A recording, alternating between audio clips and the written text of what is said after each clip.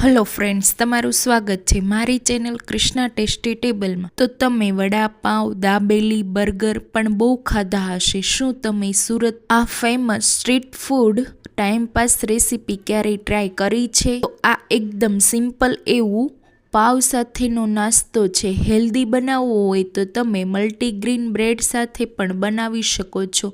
બહુ ટેસ્ટી એવું લાગે છે। ક્યારેય જો નવું ટેસ્ટી એવું ખાવાનું મન થાય તો આ રેસીપી જરૂર ટ્રાય કરજો। જો તમને રેસીપી ગમતી હોય તો મારી ચેનલને સબસ્ક્રાઈબ કરજો। તો સૌથી પહેલાં હેલ્ધી માયોનીઝ બનાવવા માટે તમે અહીંયા રેડીમેડ માયોનીઝ પણ લઈ શકો છો। અત્યારે સિઝનમાં લાલ મરચાં મળે છે, તો મેં અહીંયા 2 લાલ મરચાંને કટ કરીને લીધા છે। સાથે 25 થી 30 ગ્રામ જેટલું પનીર, 2 ચમચી પલાળેલા કાજુ, સ્વાદ પ્રમાણે મીઠું, અડધી ચમચી મરી પાવડર, 1 ચમચી જેટલી ખાંડ અથવા ગોળ, 3 ચમચી જેટલું થીક દહીં। અહીંયા આપણે થીક દહીં હોય એવું જ લેવાનું છે અને સ્મૂથ એવું વાટી અને તૈયાર કરવાનું છે। તો આપણે ક્રીમી અને હેલ્ધી માયો રેડી થઈ ગયો છે। આ તમે માયો સેન્ડવિચ રેપમાં પણ વાપરી શકો છો। હવે અહીંયા આપણે સ્ટફિંગ બનાવવા માટે મેં અહીંયા ઝીણી કટ કરેલી ઝીણી કોબીજ, જો તમારે અહીંયા વધારે કોબીજ લેવી હોય તો પણ લઈ શકો છો। સાથે ઝીણી કટ કરેલી ડુંગળી, અહીંયા તમે ડુંગળી ના ખાતા હોય તો સ્કીપ કરવાની છે। સાથે ઝીણું કટ કરેલું કેપ્સિકમ, સાથે ઝીણું કટ કરેલું ટામેટું, ઝીણા કટ કરેલા લીલા ધાણા। અહીંયા તમે તમારી ચોઈસ પ્રમાણે વેજીટેબલને વધારે કે ઓછા કરી શકો છો। હવે તેમાં બાઇન્ડિંગ આપવા માટે મેં અહીંયા 1 ચમચી જેટલી લીલી ચટણી લેવાની છે।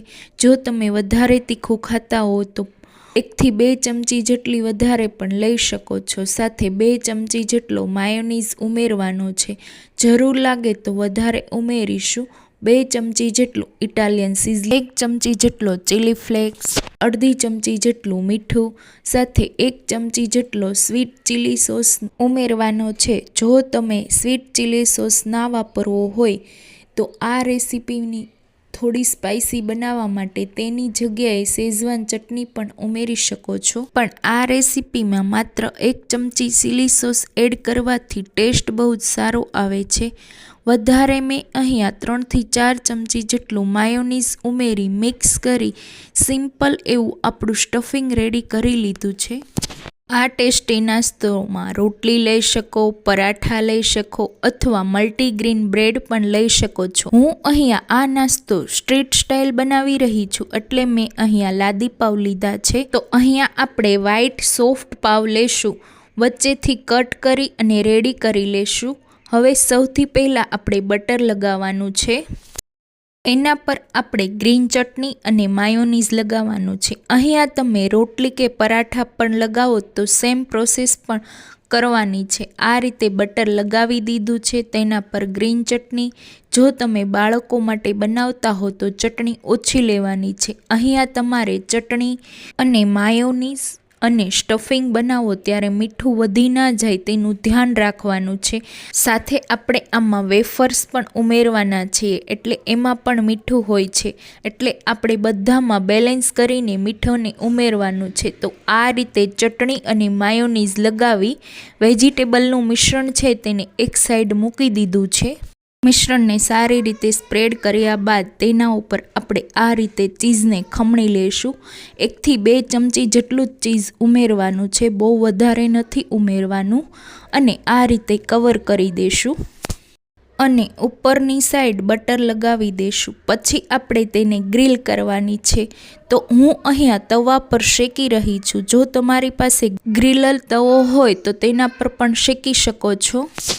તો તવા પર આ રીતે બટર લગાવો છો તે પાવની સાઈડને નીચેના ભાગ પર મૂકી દઈશું અને ઉપરની સાઈડ આપણે બટર લગાવી નીચેના ભાગ એકદમ ક્રિસ્પી કરીશું। ગેસની ફ્લેમને આપણે મીડિયમ ટુ લો જ રાખીશું, વધારે હાઈ ફ્લેમ નથી કરવાની અને 1 મિનિટ જેવું થવા આવે એટલે આપણે સાઈડ ચેન્જ કરી અને પછી બીજી સાઈડ પણ આ રીતે શેકી લેશું. તો બીજી સાઈડ પણ 1 થી 2 મિનિટ જેવું લો ટુ મીડિયમ ફ્લેમ પર જ રાખી અને શેકવાનું છે. તો આ રીતે આપણે શેકી લીધું છે. તો બંને સાઈડ વધારે બ્રાઉન ડિઝાઇન કરવી હોય તો તેને વધારે શેકવા દેવાનું છે. તો આ રીતે આપણું પરફેક્ટ એવું પાવ શેકાઈને રેડી થઈ ગયું છે. તો હવે તેને સર્વિંગ પ્લેટમાં કાઢી લેશું અને ઉપરથી થોડું ચીઝ અને ગાર્લિકથી ગાર્નિશ કરીશું. પણ આ જ ટાઈમ પાસ રેસીપી છે, તેમાં વેફર્સ મૂકવાની આવે છે.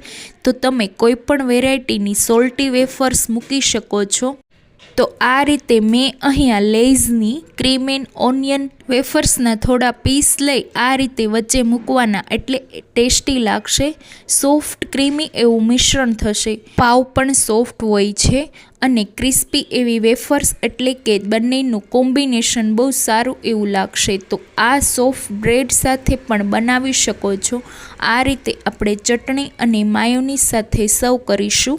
જો તમે ક્યારેય પાવનો આવો નાસ્તો કે આવી રેસીપી, એટલે કે ટાઈમપાસ રેસીપી, જો તમારા ઘરે પાવ પડ્યા હોય અને આવો નાસ્તો તમે ક્યારેય ના બનાવ્યો હોય તો એકવાર જરૂર ટ્રાય કરજો. આ નાસ્તો ખાવામાં ખૂબ જ ટેસ્ટી એવો લાગે છે. તો તમને આ રેસીપી કેવી લાગી મને કોમેન્ટ કરીને જરૂર જણાવજો. જો તમને મારી રેસીપી ગમતી હોય તો વિડીયોને લાઈક કરજો અને વધારેમાં વધારે શેર કરજો અને મારી ચેનલને સબસ્ક્રાઈબ કરજો. તો ફરી મળીશું એક નવા વિડીયો સાથે. Thanks for watching.